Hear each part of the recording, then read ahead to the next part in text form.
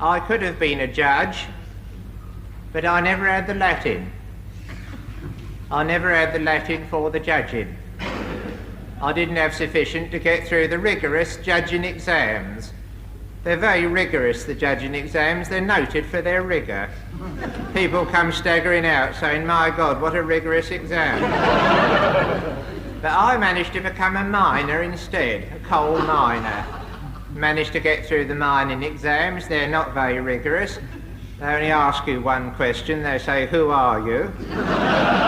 And I got 75% on that, so I was made to feel persona grata. Of course, it's interesting work, grabbing hold of lumps of coal all day. Coal's a very interesting substance, you know.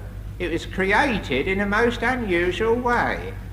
Because God didn't just say, let's have some coal, like he did with most of the other amenities. He went about it a more roundabout and interesting way to make the world a bit more interesting for us all. He blew all the trees down. He did. He got a good wind going and blew them all down. And then, very gradually, over a period of 3 million years, he changed them into coal, so it wasn't noticeable to the average passer-by. And this was all part of his wonderful long-term scheme of things, part of his wonderful overall plan for the universe. Of course, at the time, people didn't quite see it like that. People who were standing under the trees, for example, they rather missed the point. And instead of shouting out, hurrah, coal in 3 million years' time, they tended to exclaim more along the lines of, oh dear, trees falling on us. That's the last thing we want. And of course, for most of them, it's the last thing they got. Their prayers were answered in a roundabout way, because if you ask, you're always given it. But it is an interesting substance, and it's a wonderful substance to work with, coal. I've written a book about my experiences down the mine, written a book based on the experiences I've had down the mine. It's called My Experiences Down the Mine. It's a wonderful story. It's the story of a man who goes down the mine and he sees a lump of coal quite near him. Aha, he says, the very thing I'm looking for. And he bends down and picks it up and he lifts it up to about his stomach level, and then he shoves it away into a trolley, and the trolley wheels away down a long dark tunnel, and he never sees it again. That's the story. It's very short, but it is extremely boring.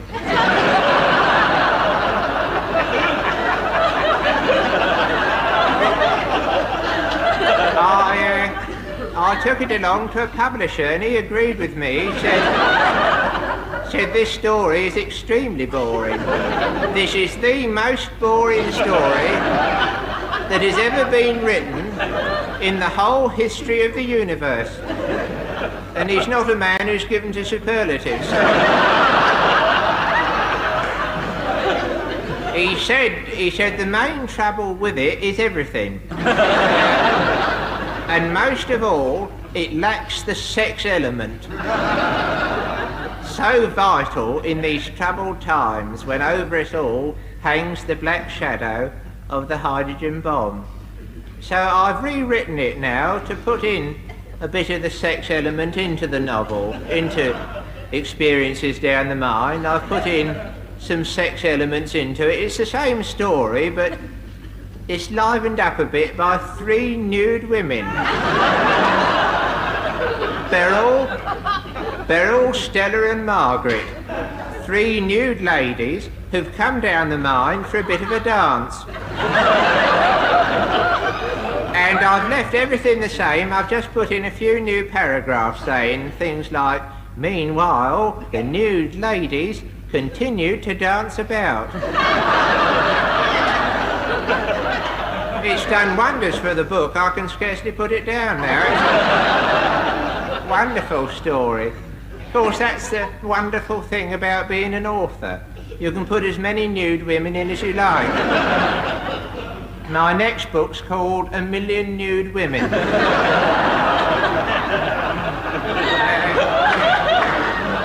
It's a mining story. It's a story of a million nude women who are wandering about in the desert looking for somewhere to sit down.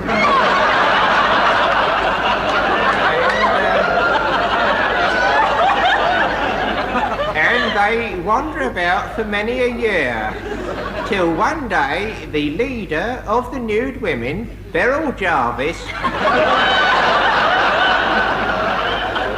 sees a disused mine. "Come on, girls," she shouts. She has to shout because the last ones are about 6 miles back. "Come on, girls.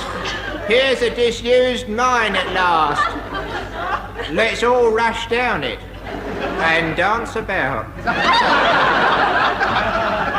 And all the nude ladies rush down the mine after Beryl Jarvis and begin to dance about. It's a scene unparalleled in mining history.